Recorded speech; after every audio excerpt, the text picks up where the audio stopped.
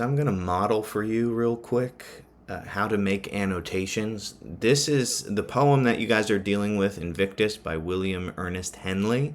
Very, very famous poem. You guys will learn all about it. You're going to see me make some annotations, which again are just little notes. They're when you highlight a book or a poem, when you make comments in the margins. And the reason why we do that is in a school setting, you want to be as active as possible in the reading. This is not something that you would do on a Friday night if you're just casually picking up your favorite comic book or favorite novel or reading a book on the beach. You wouldn't do annotations like this. But when you know that you'll be studying it and you're trying to understand it, that's when you want to make the annotations. So we're going to just deal with the first stanza. Every section of a poem that's kind of separate from each other, these like paragraphs, if you will, in poetry we call those stanzas. So here you have stanza 1. Out of the night that covers me, black as the pit from pole to pole, I thank whatever gods may be for my unconquerable soul. So we can point out a few things right away, and this is what I like to do with my annotations. I'm not super finicky or picky with colors and highlights, and I don't create some type of shorthand system for notes. I just highlight the things that stand out to me in terms of diction, imagery, and tone. Usually in a poem, those are going to be sufficient to get you to understand more of what's going on. So I'll give you an example, and you guys are going to do the same thing. Your teacher may or may not instruct you to highlight certain things a certain color, like word choice should be purple and imagery should be pink. Listen to whatever your teacher tells you. Those are great options. Me personally, I'm never very consistent with that. So as you guys are going to see, I'm using Cami right now. I'm just going to have a markup tool here, just a freehand highlighter. And I'm going to look for words that stand out to me in this first stanza. So out of the night that covers me, even right there, line 1, I'm wondering, is this an actual night or is this just more figurative language? It seems like it's the latter. It seems like it's more figurative language, but it definitely seems scary and ominous. This is darkness, and the night is so all-consuming that it covers this person. So normally whenever we make a highlight, you also want to make sure that you have some type of comment. And again, they don't have to be super long. It could be a phrase. So night and covers, I'm going to say here that it kind of gives off some ominous vibes. The darkness is all-consuming. Right? It doesn't seem like it starts off on a happy note there. So then we're going to continue, and it says black. So again, that's going to be some more word choice for me there, diction. Black as the pit from pole to pole. Got some alliteration there. I don't think the alliteration, other than it being rhythmic, is super important. I could be wrong, but that's just my feel. But you have pit, pole, pole. That is definitely alliterative if I've ever seen one before. We also know that this is a simile here, right? It says black as the pit from pole to pole. So it is using like or as, which is a simile, which means that it's a comparison between two unlike things. That's the important thing about a metaphor and a simile. Both of those are comparing things that normally would never be compared together.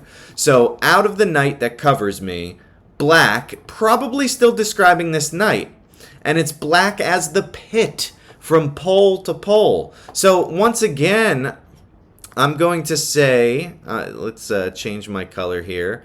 Pit from pole to pole, right? We definitely have that alliteration. But what I'm getting out of here is that the ominous vibes, this darkness that's all-consuming, is doubled down.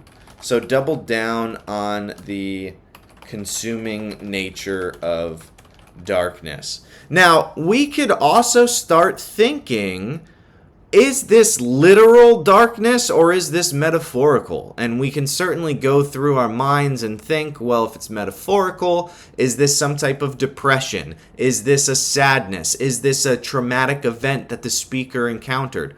We don't know yet. Obviously, we have to read the rest, but these are the things you should be thinking of as you're tackling a poem like this, or a short story, or a novel, whatever you're reading for school. You're making these notes. It might seem silly at times because those notes are already in your brain, but it helps you remember things, it helps things stand out to you more, and it just becomes a way of you doing active reading.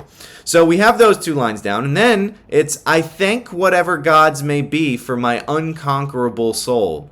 Well, now I am very intrigued here, and I'm going to use a different color.